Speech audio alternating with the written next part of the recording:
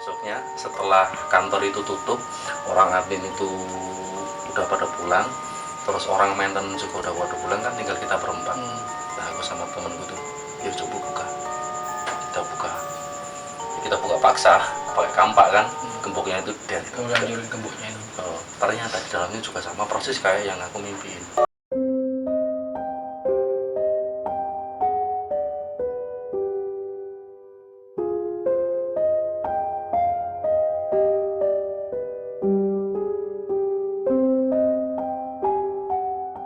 Warahmatullahi wabarakatuh. Selamat malam. Kembali lagi bersama saya Randi di channel YouTube Koran Bento yang akan membahas tentang cerita mistis. Dan cerita kali ini masih hadir dari teman kita yaitu Mas Koko. Beliau akan menceritakan kisah mistis yang pernah beliau alami. Buat teman-teman, jangan lupa like, komen, dan subscribe channel YouTube Koran Bento agar channel YouTube Koran Bento bisa semakin maju. Oke, tanpa berlama-lama kita panggilkan Mas Koko. Halo. Malam Mas. Nah dulu Mas. Siap. Dari mana ini? Kegiatannya Mas? Ya, bikin video. Apa lagi? Oke. Sambil ngerokok Mas, sambil ngopi. Siap. Santai pokoknya. Oke.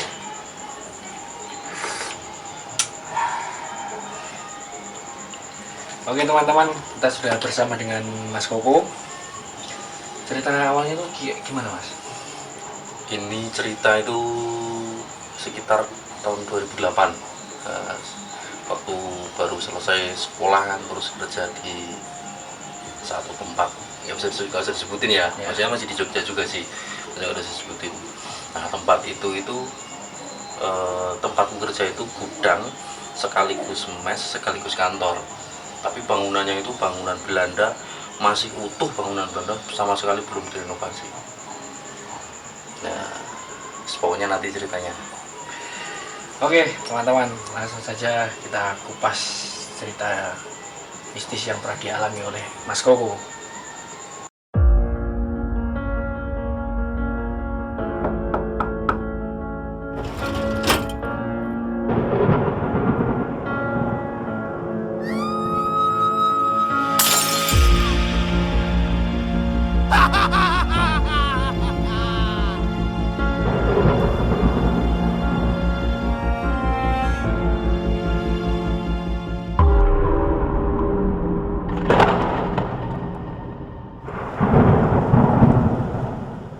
Santai Mas, sambil ngerokok ya? Oke. Apa-apa.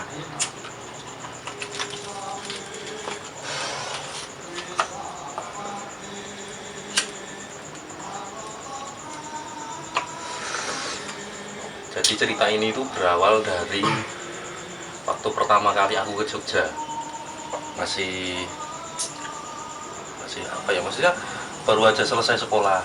Nah, waktu itu kerja di salah satu perusahaan kuliner, cuman aku di bagian logistiknya. Aku kerjanya kan di gudangnya. Nah, tempat yang aku tinggali itu bangunan bekas peninggalan Belanda. Jadi satu kompleks itu bangunannya sama semua, peninggalan Belanda sama semua. Dan yang aku tinggali itu satu-satunya bangunan yang sama sekali belum direnovasi, masih utuh peninggalan Belanda gitu. Nah, tempatnya memang enak, original. Tempatnya memang enak, nggak ada istilah istilah panas gerah itu di sana nggak ada. Tapi kalau malam pasti aku itu mimpi dengan mimpi yang sama selama 1,5 tahun. Mimpinya sama terus. Itu terus. Maksudnya nggak setiap hari sih, cuman kebanyakan kalau mimpi itu mimpinya sama terus selama 1,5 tahun. Aku kan kerja di itu selama 1,5 tahun. 1,5 tahun itu mimpi itu terus. Mimpinya itu yang ada di mimpiku itu rumah itu dikepung oleh tentara. Terus yang ada di rumah itu dibantai. Tentara Belanda itu. Tentara Belandanya itu dibantai. Oh, yang dibantai tentara Belanda. Iya, tentara Belanda. Mimpi mimpinya seperti itu kan. Nah, awal-awal di situ kan maksudnya belum kenal wilayahnya kan, belum kenal tempatnya kan, mungkin aku mikirnya kan kayak bunga tidur aja gitu kan. Nah, lama kelamaan kan aku kalau kerja itu senengnya modelnya gini, aku nggak seneng pagi-pagi terus ribet nyiapin barang orderan, itu nggak suka aku. Jadi kalau malam aku biasanya malah nyiapin orderan untuk outlet A, B, C dan lain-lain itu di lembur. aku kerjain sendiri biasanya. Nanti pagi tinggal packing, tinggal kirim. Nah, tiap kali aku ada di ruangan tempatku kerja itu kan, ruangan tempatku kerja itu pintunya itu menghadap ke timur. Nah, sedangkan meja yang biasanya aku duduk itu juga menghadap ke timur. Nah, yang sebelah baratnya itu jendela. Tahu sendiri kan kalau bangunan Belanda itu jendelanya besar. Ya. Nah, perasaanku ya, di luar sana itu ada kayak serdadu Belanda 2 orang itu muterin rumah setiap malam. Setiap aku ada di gudang itu, setiap malam itu pasti perasaanku ada 2 tentara yang muter rumah. Kayak dengar langkah kaki atau gimana itu? Enggak cuma sekedar langkah kaki, seolah-olah visualisasinya juga kelihatan. Jadi semacam, pernah kan tahu, maaf nyebut nama gak apa-apa ya, istrinya Demian tuh yang indigo itu kan. Iya. Nah, dia kan pernah membahas yang namanya residu memori. Pernah dengar belum? Jadi seolah-olah itu semua kejadian yang pernah terjadi di rumah itu masih kerekam. Dan waktu aku duduk di situ, itu seolah-olah diputar kembali rekaman yang dahulu. Zaman pas masih jadi Masih bangunan aktif, Belanda. katakanlah rumah itu masih aktif dengan penghuni yang lama. Nah, itu baru awal-awal itu seperti itu terus. Ya maksudnya aku kalau takut sih takut ya, perindang-perinding gitu kan wajar lah manusia. Tapi belum sampai yang terlalu ekstrim juga. Nah, terus pokoknya berjalannya waktu, mulai yang tadinya itu wujud tentara itu ada di luar rumah, mulailah masuk ke ruangan tempatku kerja. Jadi setiap kali aku lembur kerjain pekerjaanku, jadi di belakang 2 orang. Kayak ngawal gitu Mas ya? Memang Ngawal atau jaga itu, pokoknya perasaan sampai ada 2 orang tentara dengan pakaian lengkap dan dengan senjata. Nah, aku mikirnya 2 orang tentara ini memang mungkin dulu penjaga rumah itu kan. Nah, istilahnya rekamannya masih terekam sampai sekarang, terus diputar lagi. Nah, ya kalau dibilang takut ya takut, soalnya nggak cuman waktu malam aku ngerasainnya, sebenarnya selang beberapa bulan itu loh. Maksudnya udah kenal wilayahnya juga, udah tahu sejarahnya itu tempat gimana. Mulailah istilahnya ya takut gitu. Soalnya yang aku rasain itu nggak cuma malam hari, tapi siang hari pun ya. Contoh, Tapi posisinya Mas, bisa tak potong ya. Posisinya kan sampean kerja di situ, kantornya di situ, maksudnya tinggalnya juga di situ. Itu sampean sendiri atau ada teman? Waktu itu yang tinggal di mes itu cuman orang-orang logistik. Jadi cuman 4 orang. Yang 2 itu bagian stok barang di gudang, yang 2 itu driver, jadi yang ekspedisinya. Nah, aku yang di gudangnya, di kantornya. Nah, yang aku rasain itu nggak cuma malam hari, tapi siang hari, bahkan waktu mandi juga. Aku mandi kan, kalau bangunan Belanda itu kamar mandi juga pasti besar kan. Perasaanku waktu aku mandi di luar kamar mandi itu juga ada 2 tentara itu yang jagain. Tapi itu masih sekedar perasaanku ya, maksudnya aku belum melihat visualisasinya seperti apa. Nah, di suatu ketika ini 3 orang temanku ini pulang kampung. Nanti sampai sendiri di situ. Mau nggak mau aku sendiri di situ. soalnya aku waktu itu kan juga masih awal di Jogja, nggak punya kawan, nggak punya temen yang di luar gitu kan. Ya. Nah, aku ya seperti biasa kan waktu itu hari Minggu kan, hari Minggu, terus karena istilahnya bosan lah, boring, nggak ada kerjaan kan, ya aku yang masuk ke gudang lagi.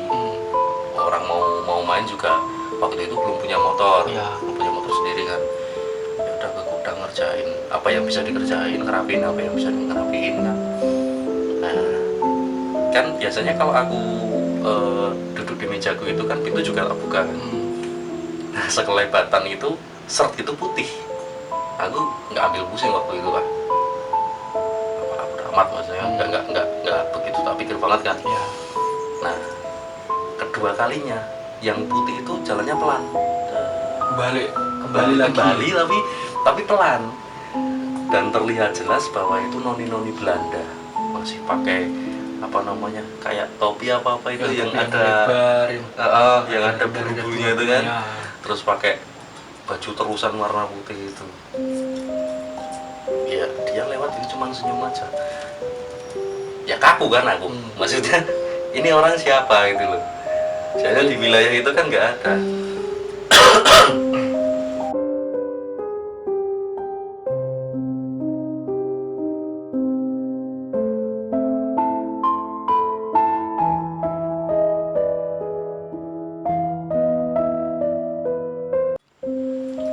Terus posisinya sampai nggak coba keluar ngecek atau nengok lihat itu tadi siapa itu? Kaku dulu.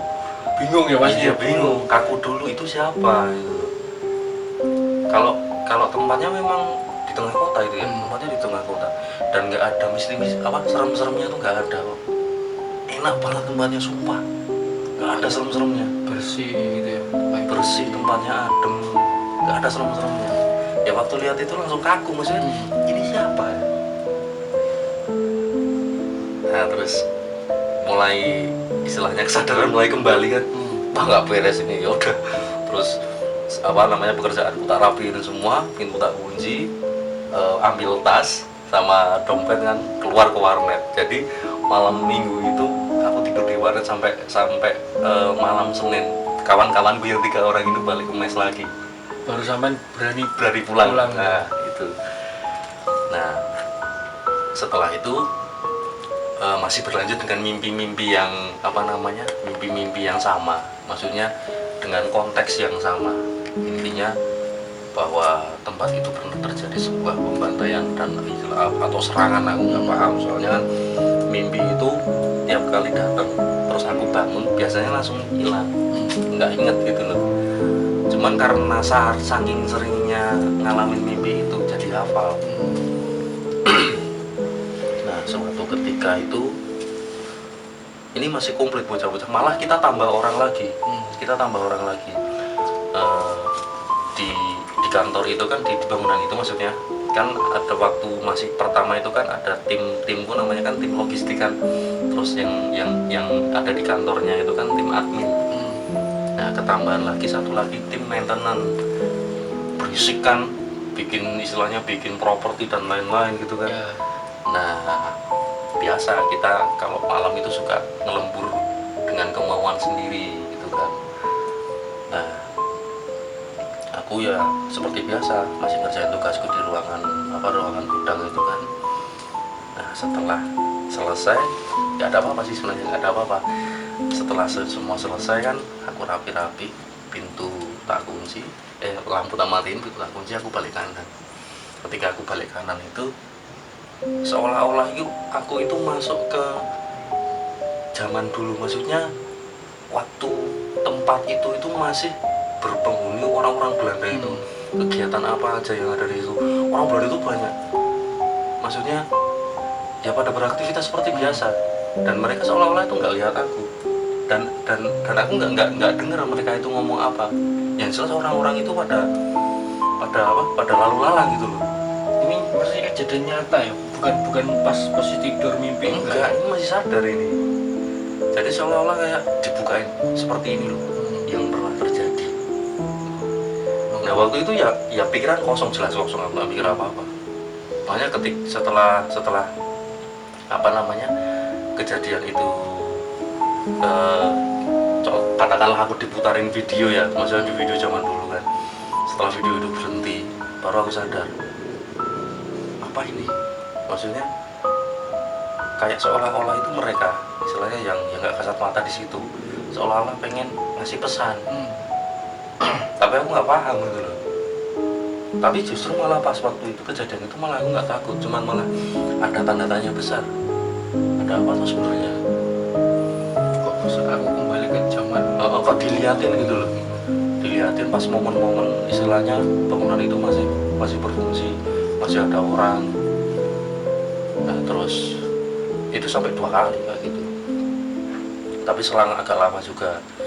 Terus akhirnya udah nggak ada apa-apa ya, masih biasa, maksudnya aku kerja juga interaksinya masih biasa seperti yang tadi kita ceritain, cuman istilahnya kayak orang tentara lalu lalang. Terus kalau malam itu biasanya aku suka terjaga itu kayak ada semacam tentara apel. Terus kalau kadang mimpi setengah sadar kan, setengah enggak kan, pernah kan masih ngerasain kan, kayak tidur tapi belum tidur, kayak dengar suara orang tembak-tembakan, udah biasa, dan bisa diomongin sampai nggak takut gitu loh.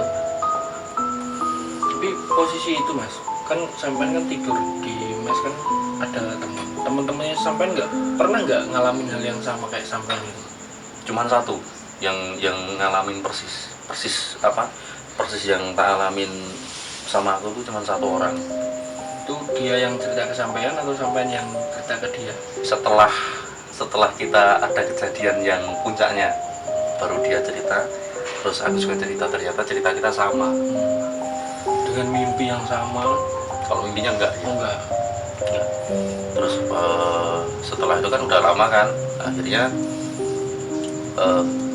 kantor itu ngadain semacam Jumat bersih gitu kan. Itu kan bangunan kan sebenarnya udah lama kosong, jadi kan rumput-rumput kan banyak kan.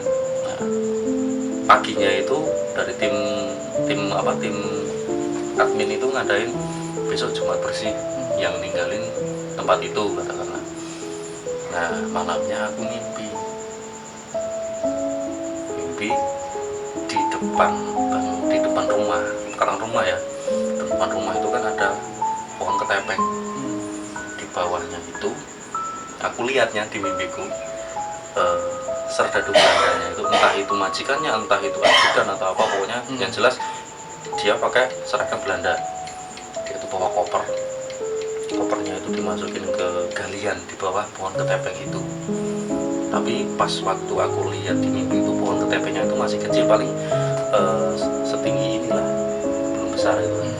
Nah setelah aku istilahnya, dalam kenyataannya kan pohon ketepeng itu udah gede banget. Nah kebetulan orang admin itu nyuruh aku sama temanku itu yang tadi kita ceritain, dia juga ngalamin hal yang sama.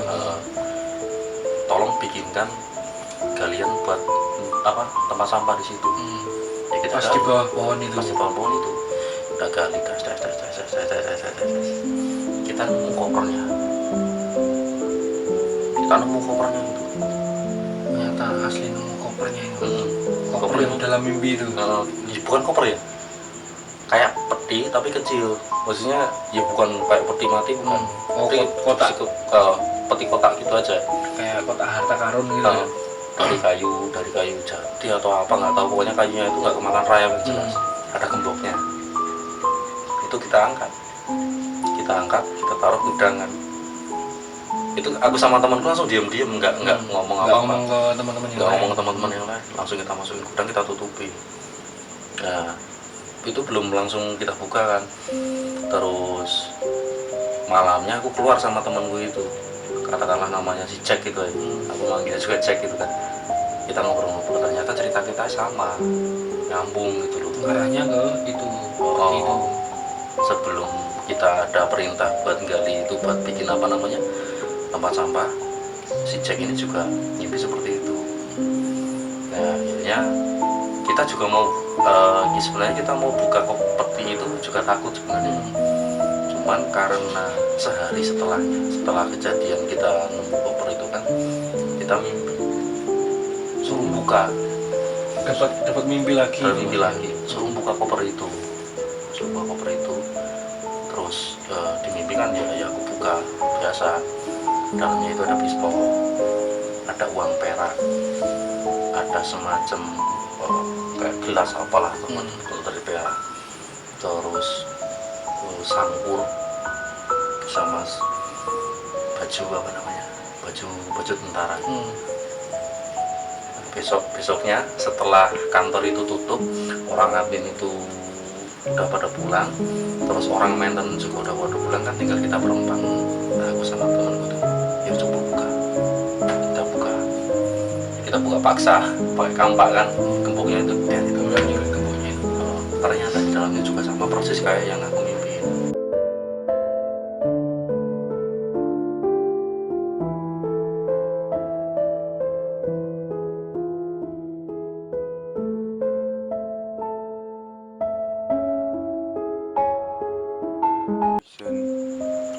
Berarti kejadian di mimpi itu langsung jadi nyata itu mas ya? Pas apa buka peti itu wujudnya sama kayak dalam mimpi, Sama persis. Jadi seolah-olah itu malah bukan apa namanya, bukan kita disuruh apa itu, maksudnya kalau aku nangkepnya itu kita dikasih petunjuk suruh ngangkat benda itu. Dan aku heran dari awal mimpi, sekian banyak mimpi sampai itu ujungnya cuma itu sebenarnya. Yang aku herannya di dalam kotak peti itu semua barang-barang masih terawat. Kayak Kalau senapannya itu kan mungkin kalau zaman sekarang itu mungkin yang senapan yang dipakai polisi itulah yang udah yang hitam-hitam itulah, apa namanya, Glock atau apa itu. Nah, itu masih zaman dulu, masih apa namanya, kalau ngisi pelurunya itu masih disokok-sokok gini loh. Itu komplit, ada pelurunya kayak butir-butiran bearing gitu kan. Terus sama ada tempat buat misiunya, semua masih terawat. Bahkan kayunya sama apa namanya, wujud pistolnya itu loh, sampai ukir-ukirannya itu masih jelas, nggak ada karat-karatan, bekas karatan atau apa, nggak ada ya. Bahkan apa namanya, bajunya juga masih rapi. Aku herannya di situ. Itu yang tahu ya aku cuma sama si Jack itu. Akhirnya kan aku nggak begitu tertarik dengan hal seperti itu kan. Akhirnya ya barang-barang itu disimpan Jack. Udah temennya sampai dicek itu. Sampai sekarang kayaknya masih disimpan.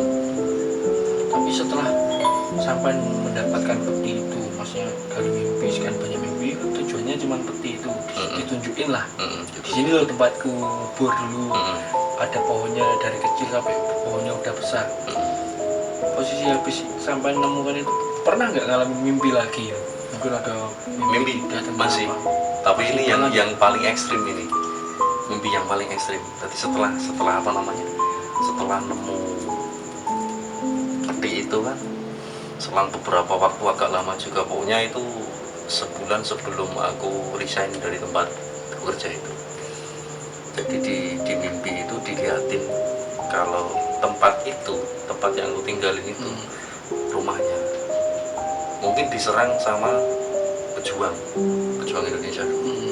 Diserang, istilahnya semua penghuninya mati ya. Bahkan sampai tembok-temboknya yang kena peluru itu masih ada, masih jelas. Bahkan sampai aku sama temanku buktiin kan, pada waktu itu kan temanku nggak mimpi itu kan, tapi aku mimpi terus tak ceritain kan. Nah, dulu di sini itu pernah terjadi tembak-tembakan dan ada beberapa peluru itu yang nyasar ke tembok. Dan coba kita korek, ternyata ada. Cuma ngecek ke lokasi ya. Ternyata ada. Istilahnya semacam ini kalau menurutku ya, kita itu diberitahu, aku sama temanku itu diberitahu hal apa sih yang pernah terjadi di tempat itu, kejadian apa yang pernah terjadi di situ. Ini loh dari gambaran kilas baliknya gitu. Dari A sampai Z semua diserahin semua. Nah setelah dapat mimpi yang terakhir itu kan, barulah aku sama temanku tuh cari tahu tempat ini sebenarnya udah kosong berapa lama. Ternyata setelah masa kemerdekaan kan mungkin tempat itu dikuasai siapa nggak tahu kan. Pokoknya itu sebelum dipakai untuk kantor logistik itu kosong hampir sekitar 30 atau 40 tahun gitu. Tapi bangunannya masih bagus, ya cuman ilalang kan banyak, wajar kan gitu. Tapi setelah kejadian demi kejadian yang sampai alami, terus teman sampai juga alami, sampai pernah nggak pesan tanya ke warga sekitar atau yang tinggal di situ, pernah nggak Pak lihat kayak gini nggak? Kalau di wilayah tempatku kerja dulu kan itu nggak ada pribumi di situ, pendatang semua. Nah aku tahunya itu malah nggak dari orang situ, tahunya agak jauh. Diceritain lah kalau tempatmu bekerja itu memang dulu kompleks perumahan, katakanlah kalau sekarang mungkin kompleks perumahan perwira tentara gitu kan. Nah, wajar kan kalau di depan rumahnya ada penjaga itu, jelas seperti itu. Nah, mungkin ada kaitannya dengan serangan 11 Maret itu mungkin, tapi kan aku nggak mencoba untuk mengorek lebih dalam lah. Istilahnya aku dikasih tahu hal apa yang pernah terjadi di tempat itu dari A sampai Z katakanlah, dan cukup udah paham, ya udah gitu. Tapi setelah sampai resign, tadi sampai bilang udah apa sebulan sebelum resign terus puncak-puncaknya, setelah sampai resign pindah tempat kerja, masih nggak ada mimpi-mimpi kayak gitu? Mungkin Cuman nganu sehari setelah, jadi kan aku katakanlah siang aku udah ngajuin surat pengunduran diri kan. Nah besoknya kan aku keluar. Nah malamnya itu mimpi terakhir kalinya masih tidur di situ. Mimpi terakhir kalinya itu aku keluar dari tempat itu, seolah-olah itu kanan kiriku itu ada serdadu, seolah-olah mempersilahkan aku buat pergi gitu. Soalnya kan waktu itu aku datang ke tempat itu memang istilahnya kalau orang Jawa itu pulau nuwun, permisi. Nah mungkin mereka itu mempersilahkan, monggo kan. Nah setelah aku mau keluar ya aku pamitnya juga baik-baik kan.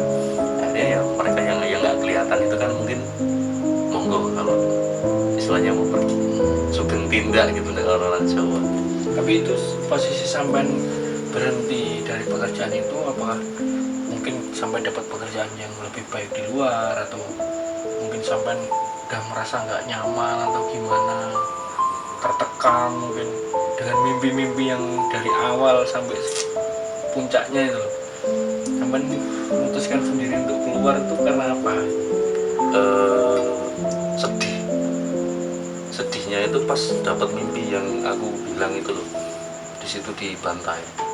Ya mungkin pada waktu itu memang Belanda kan salah, memang posisinya kan salah memang. Mereka kan menjajah. Cuman lihat kejadiannya itu sedih. Iya, apalagi kita manusia, maksudnya sesama manusia lihat gitu kan, ya pasti miris juga. Kasihan. Akhirnya ya bareng aku sama si Jack itu, sama kawan itu kita keluar, kita berhenti, kita sama-sama pulang ke tempat kita masing-masing kan. Aku pulang ke Purworejo, kawanku itu pulang ke Pacitan, rumahnya Pacitan dulu. Ya udah sampai sekarang kita nggak pernah ketemu lagi. Nggak pernah komunikasi berarti? Nggak pernah komunikasi. Terakhir pas keluar itu aja ya? Berarti. Cuman selama ini dari 2008 sampai ke sekarang 2023 mungkin baru 2 kali lah kontekan itu di Messenger. Ya cuma sekedar Facebook gitu ya? Iya, ya cuma sekedar say hey lah, dia kabare, gimana kabarnya gitu aja. Mungkin cukup, istilahnya ceritanya sampai di sini, berhenti di sini itu kan istilahnya. Oke Mas, makasih udah berbagi cerita, berbagi pengalaman, karena kita maksudnya kan orang awam, orang baru pendatang juga kan di sini. Iya. Oke teman-teman, mungkin begitu saja ceritanya dari rekan kita ini, Mas Koko. Banyak pengalaman atau pelajaran yang kita bisa ambil dari cerita dari Mas Koko. Ternyata hidup itu kita nggak bisa melihat orang dari suku atau apa, namanya hati nurani itu tetap terketuk ketika kita melihat sesuatu yang mungkin di luar nalar ya. Jadi bisa pokoknya ambil hikmahnya, ambil pelajarannya. Jangan sampailah kita ngalamin hal yang buruk seperti apa yang mereka di luar sana alami. Oke, mungkin cuman itu saja yang bisa saya sampaikan. Sampai jumpa di video selanjutnya. Oke.